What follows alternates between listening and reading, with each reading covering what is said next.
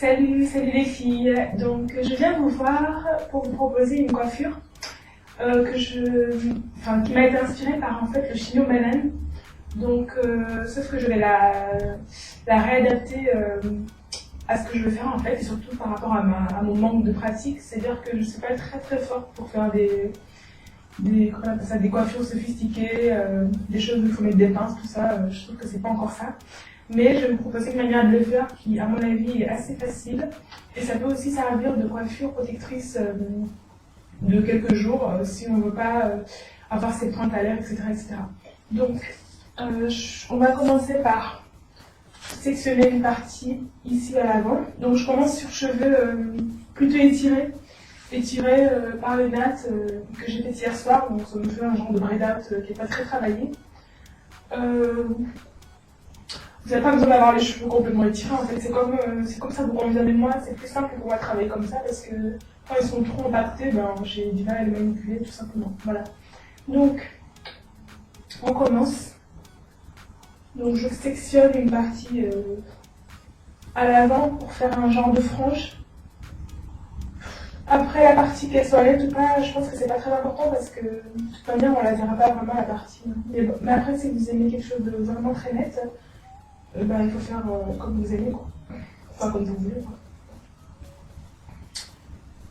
Je crois que ça suffit.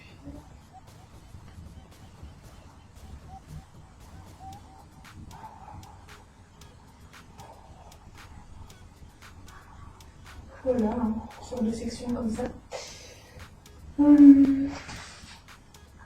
J'espère que je ne vais pas aller trop loin derrière. Donc on la met de côté, moi je fais avec un élastique, voilà. Et en fait, ce qu'on va faire après,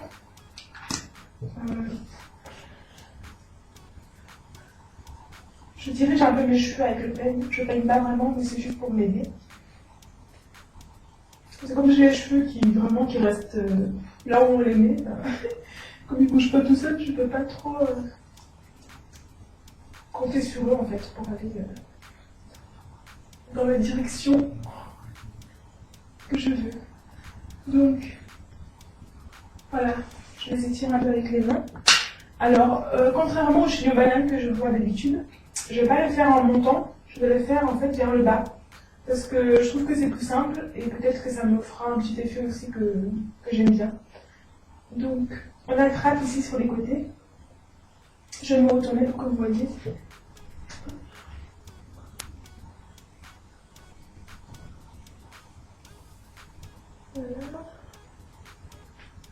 Et puis en fait, on va essayer de rouler, mais juste vers le bas. Et à la fin, on essaiera de rentrer les pointes au niveau de la nuque. Donc on s'aidera aussi de pinces en fait pour obtenir les cheveux à chaque fois. Après, bon, si vous avez des cheveux extrêmement longs, peut-être que vous n'aurez pas besoin de pinces, hein, je sais pas, juste à la fin seulement. Mais moi, j'aurais besoin de pinces tout au long parce que... Voilà, allez. C'est parti. Donc...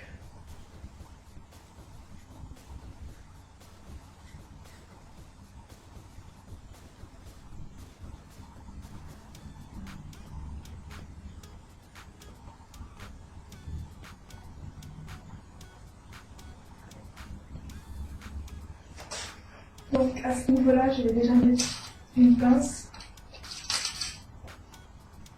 des pinces simples comme ça.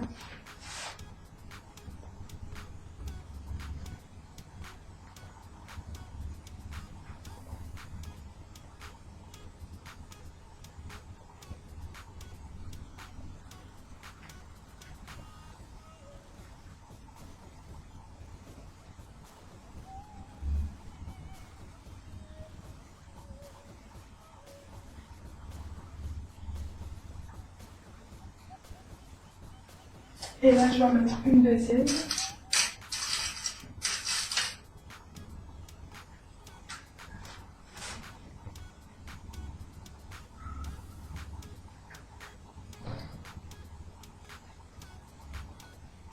Voilà. Faites en sorte que la pince ne soit pas trop agressive sur votre cuir chevelu. Donc en fait, en général, moi je ne supporte pas trop en fait, quand je sens la pince, donc j'essaie de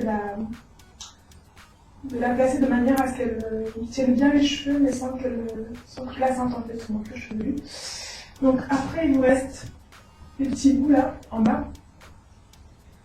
Donc on va les rentrer aussi. On peut faire peut-être une petite twist, un ou deux brins comme on veut. Moi je veux juste faire une sorte de tortillade là. Voilà.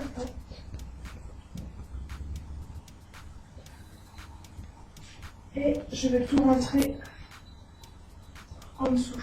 Exactement ce qu'on aurait fait en fait si on faisait la banane vers le haut, les autres on fait vers le bas tout simplement.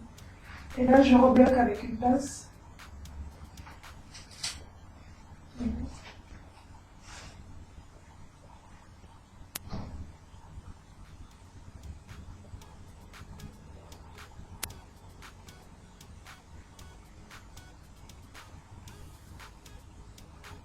Bon, ça a l'air de tenir, je vais peut-être renforcer vers le haut pour pas que ma coiffure se défasse.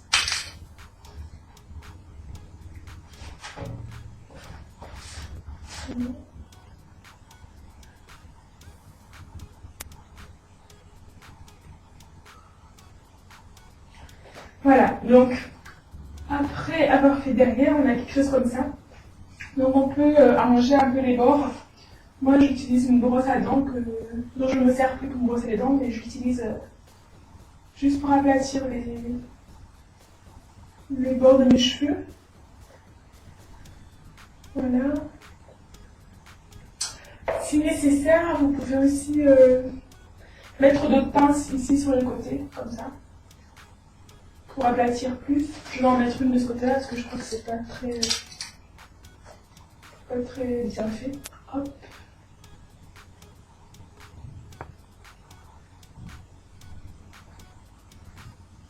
Voilà. Donc voilà, pour la frange, donc on pourrait donc faire une frange entière avec des mini twists. Mais j'ai pas envie de faire ça pour l'instant. Donc je vais essayer de voir comment je peux arranger ici le devant. Donc on peut faire une sorte de pompon, enfin c'est pas un pompon, c'est un pompadour, un pompadour, comme on l'appelle ça en anglais. Mais en français, je sais pas comment ça s'appelle en fait.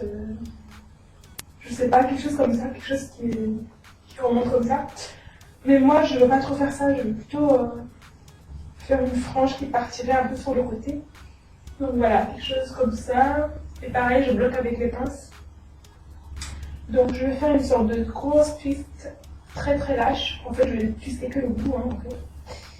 Et je vais voir si je peux bloquer ça sur le côté.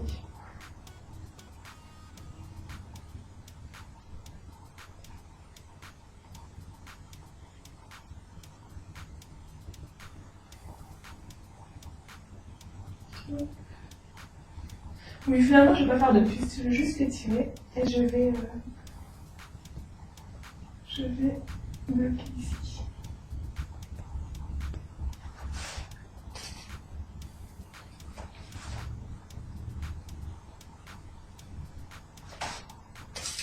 Voilà.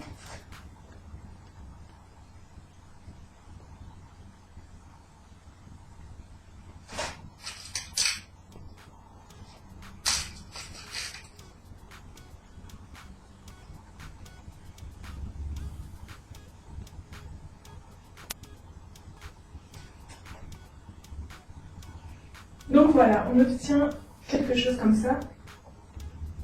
Donc après, voilà, on arrange la mise en forme comme on veut. Derrière, je crois que ça peut aller. On vérifie que tout reste en place. Je vais rebloquer un peu à l'arrière là pour mes pointes en bas.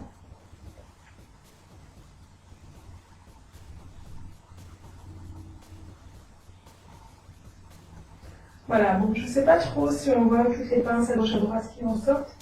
J'espère que non. Mais dans tous les cas, voilà, c'est une question pratique. Donc vous avez l'idée de la coiffure.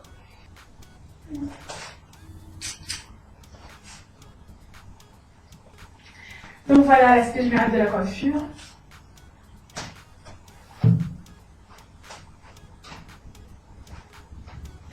Voilà, donc à reproduire comme on veut, vous pouvez l'adapter à votre chevelure et à vos goûts. voilà, donc je trouvais que c'était plutôt intéressant pour les jours où on n'a pas envie d'avoir les cheveux, les extrémités à l'air, et où on n'a pas le temps de faire des coiffures qui prennent longtemps, qui sont super complexes. Voilà les filles, merci d'avoir suivi. À la prochaine. Bye bye.